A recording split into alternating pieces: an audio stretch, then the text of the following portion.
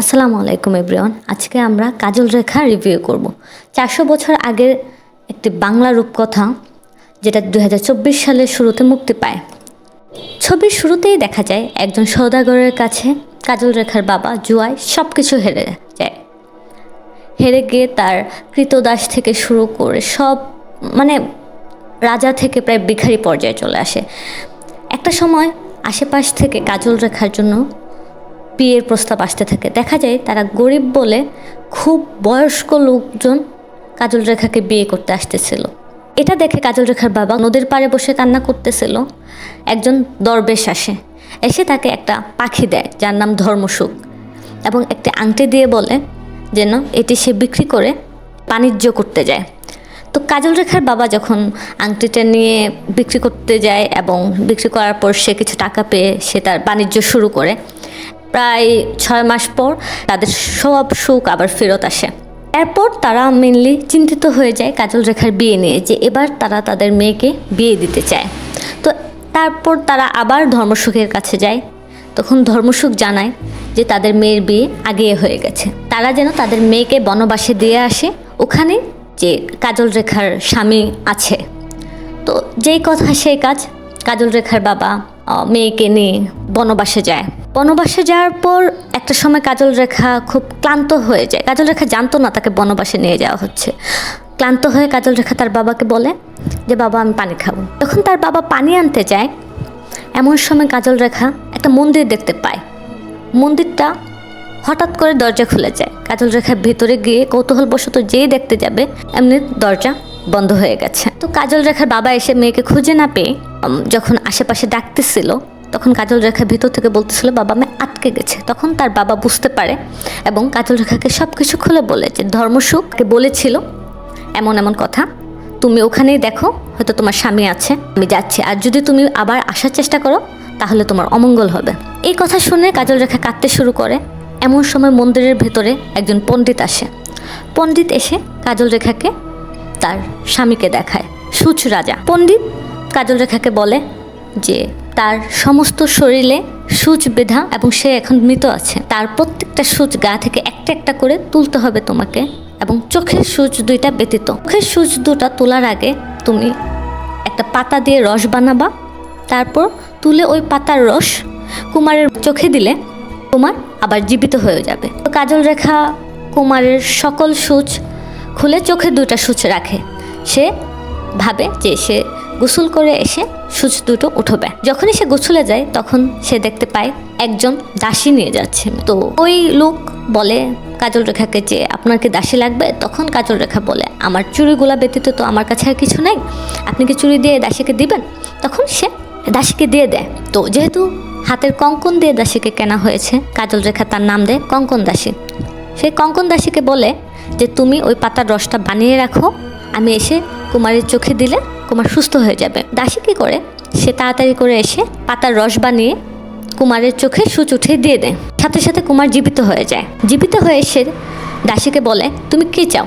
তখন দাসী বলে তুমি আমাকে বিয়ে করো। তখন সে অগ্নির সামনে দাসীকে বিয়ে করে ফেলে। এমন সময় কাজল রেখা এসে যেই বলতে যায়, তখনই পণ্ডিত এসে তাকে বলে তুমি ততদিন পর্যন্ত কুমারকে বলতে পারবা না যতদিন পর্যন্ত কুমার নিজে থেকে তোমাকে না বলে। পণ্ডিত এও বলে যদি তুমি এখন ওকে সব কিছু বলো, সূচ রাজাকে সব কিছু বলো, তাহলে সূচ রাজা মারা যাবে আবার। তো কাজল রেখা কিছু বলে না, সে রাজার সাথে দাসী হিসেবে যায় আর কঙ্কন দাসী হয়ে যায় রানী। এভাবে প্রায় 10 বছর চলে যায়। 10 বছর পর আমরা দেখতে পাই কাজল রেখার বাবা মাও টেনশন করে খুব, কাজল রেখা কেমন আছে ধর্মসুখের কাছে জানতে চায়, বাট ধর্মসুখ বলে তার কষ্ট এখনো শেষ হয়নি। এদিকে রাজা প্রতিনিয়ত কাজল রেখার আচরণ দেখে খুব অবাক হয়। সে ভাবে যে এটা তো কোনো দাসী হইতে পারে না।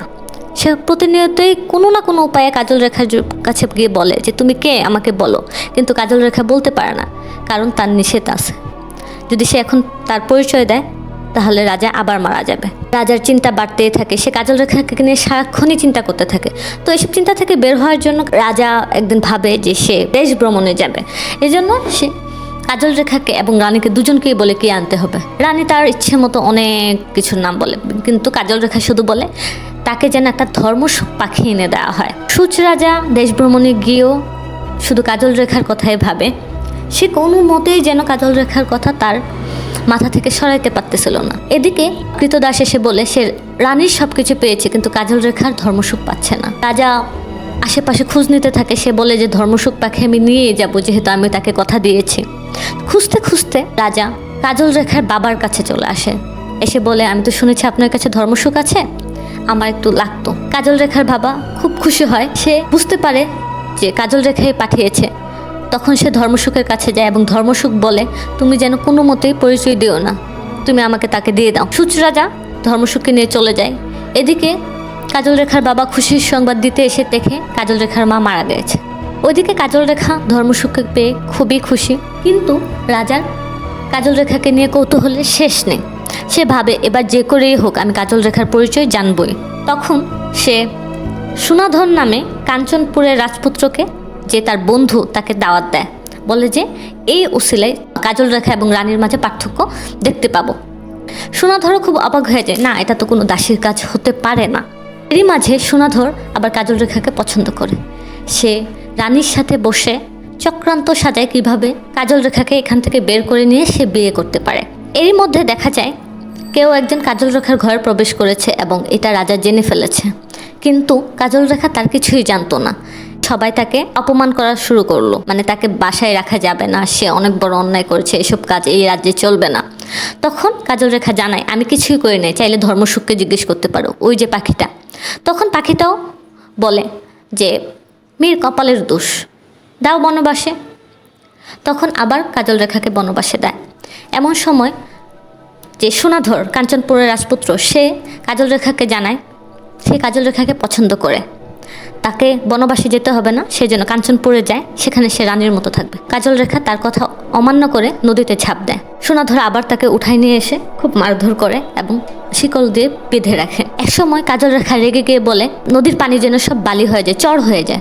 এমন সময় সত্যি সত্যি বিলের পানি চর হয়ে যায়। এসব দেখে সোনাধরের যে ব্যক্তি বলে যে এই মেয়ে সাধারণ মেয়ে না, তুমি এই মেয়ের কাছে আর যাবা না, যেহেতু মেয়ে রাজি না, তুমি তাকে এখানেই রেখে দাও, বাকিটা পরে দেখা যাবে। কাজল রেখাকে এই চরে রেখে দিয়ে চলে যায়। কিছুদিন পর সূচ রাজার কাছে একটা চিঠি আসে। সেখানে সোনাধর তার সকল কৃতকর্মের কথা বলে যে কাজল রেখার কোনো দোষ ছিল না। একথা শুনে সূচ রাজা রানীকে মারতে যায়। তখন সেনা বলে যে এখন রানী তো বাসায় আছে, আগে চলো আমরা কাজল রেখাকে উদ্ধার করতে যাই।